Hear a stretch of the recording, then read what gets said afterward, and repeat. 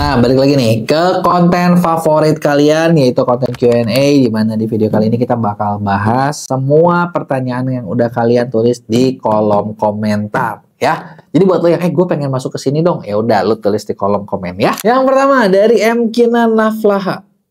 Kenapa pembatasan nggak bisa jualan? Karena akumulasi penalti yang tadinya udah Star Plus, omset udah lumayan. Oktober sekarang kerja keras banget buat balikin omset dengan cara bakar duit pakai ads sebulan. Pakai ads, sebulan udah bagus, tapi begitu upgrade ke GMV Max auto sepi dan boncos. Kenapa ya? Gini, pertama nih ya, problem kamu itu adalah akumulasi penalti. Ini memang satu hal yang bakal menghancurkan karena traffic lu jadi terbatas kan. Gitu kan. Nah, tapi langkah yang lo lakuin benar. Begitu udah kena pembatasan traffic, lo punya ini, kamu hajar dengan ads buat balikin omset. Karena omset lebih penting dulu nih daripada ROAS dan lain sebagainya. Ketika kamu bakal duit dengan ads, omsetnya pasti bagus. Nah, terus ketika lo GMV Max, sebenarnya pertanyaan adalah ngapain lo ganti GMV Max? Kalau sesuatu udah bagus, terusin. Dan jangan ke bawah sama kayak gini. Orang bilang, oh GMV Max ini bagus, itu bagus. Kalau buat yang belum pernah nyoba, karena mereka nggak tahu yang benernya kayak gimana, yang namanya GMV Max atau apa, pasti kerasa bagus. Tapi sebenarnya itu semua adalah iklan otomatis yang kalau lu ikutin gue udah lama, gue nggak pernah bilang iklan otomatis bagus. Gue bilang adalah yang lu manual, yang lu riset, yang lu evaluasi itu pasti lebih bagus daripada yang otomatis. Karena kenapa?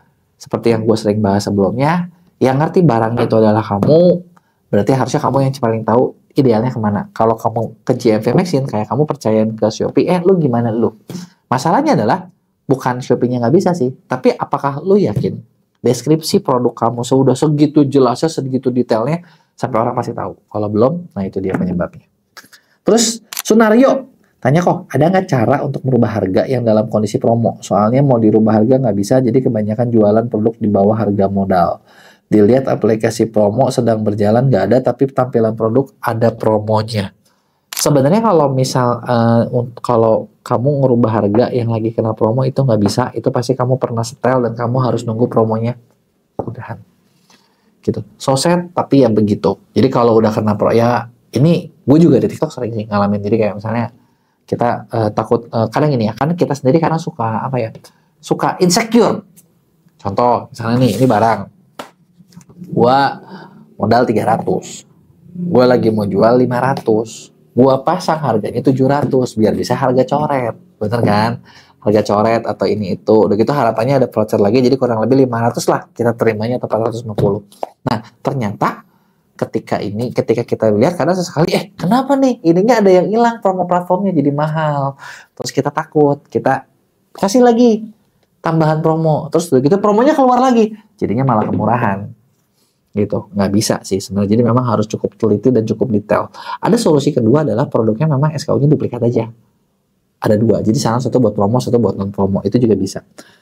Terus berikutnya dari Pemboking Surga, pengen pakai jasa launchingnya gimana kok caranya? Caranya gampang, di deskripsi ini gue kasih link WA-nya buat chat sama tim bisnis konsultan kita. Kamu nanti bisa chat langsung, terus kamu tanya kerjasamanya seperti apa, ininya bisa langsung ngobrol ya.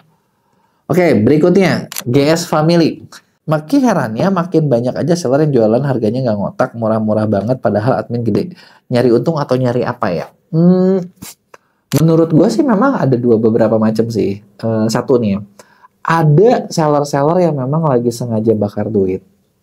Ini biasanya salah satu punya investoran modelnya, yang mereka memang nyari data, nyari konsumen dulu. Jadi prinsip bisnisnya adalah ya udah gue rugi dulu di awal, tapi udah punya modal yang perhitungkan buat dapat banyak data, nanti mereka jualannya jangka panjang.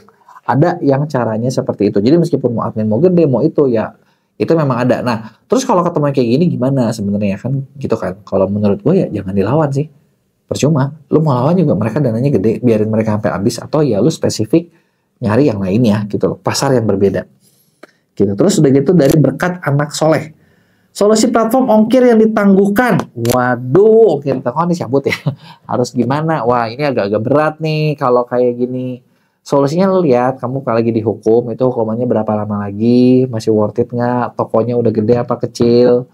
Kalau tokonya udah gede masih sayang, ya udah ditungguin. Tapi kalau misalnya ngerasa, aduh jadinya gue nggak dapat order, ya bisa juga ongkir ditanggung penjual. Ya gimana lagi, lu lagi dihukum kan? Gitu bener nggak? Atau ya udah bikin toko baru kalau memang masih baru ya. Terus dari Anu Noviarsi, Sekarang lagi low season ya, Shopee sama TikTok tidak ada penurunan order besar-besaran. Sebenarnya kalau ngomongin low season sih tergantung ya. Gue lihat yang lagi turun ada, tapi yang lagi naik juga ada. Kalau gue lihat mungkin di bulan Oktober khususnya kemarin, itu kayaknya ketika lagi pergantian presiden, orang lagi cukup banyak takut yang belanja, tapi di November udah balik normal. Jadi kayak udah kali ya nungguin harapan ininya, takutnya ada demo mungkin atau ada apa, ada aturan baru, kelihatannya enggak gitu. Cuma kalau ngomong harus lebih efektif, iya harus lebih efektif. Terus Kevin Majid, ini aku lagi alami nih kok. Asli sekarang 2 penjualan doang, hari ini malah 0 penjualan, padahal poin pelanggaran 0, rating toko 4,5. Nah sekarang kalau kamu lagi alamin kayak gitu, kenapa? Coba lu cek. Pintu toko kan pasti ketutup nih. Kalau ngomongin TikTok, pintu toko lagi ketutup. Nah sumber traffic lu selama ini dari mana? Lu cek dulu deh. Apakah dari affiliate, dari ads, dari konten, dari ShopTab, atau dari mana? Nah, gue yakin sumber toko ini lu lagi ketutup. Ketutupnya apa? Ini kalau ngomongin rating 4,5 berarti bukan dari affiliate, tapi bisa jadi affiliate lu yang dibajak juga bisa. Affiliate lu lagi nggak produktif bisa. Gitu kan. Jadi benar-benar harus dilihat data ke datanya. Sebenarnya TikTok ini kalau buat gue jujur ya, salah satu yang paling enak karena semua bisa dilihat datanya. Nanti kalau kita tahu harus ngapain. Gitu. Terus dari dunia goes. Kalau kenapa perlu saya banyak mesin keranjang tapi nggak dicek out sama konsumer? Kalau dari nama lu dunia goes, kayaknya gue curiga produk sepeda, bener nggak?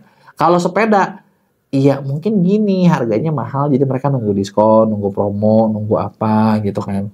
Atau ya kamu nggak punya apa ya, produk kamu tuh nggak ada scarcity buat mereka harus beli sekarang. Nah itu yang lu harus cari, gimana caranya bikin scarcity supaya produknya orang mau beli sekarang juga. Gitu ya. Nah, jadi itu dia tadi semua pertanyaan kalian seputar e-commerce mulai dari TikTok, Shopee, Tokopedia, Base Online dan lain sebagainya. Buat kalian yang masih punya pertanyaan, lo bisa tulis di kolom komentar ini atau di video gue yang lain yang mana aja. Gitu kan. Nanti gue bakal bikinin kontennya. Oh ya, jangan lupa juga buat lo like kontennya dan kirim ke kenalan lo atau teman lo siapa tahu yang lagi butuh dan pertanyaannya kejawab sama gue di video ini.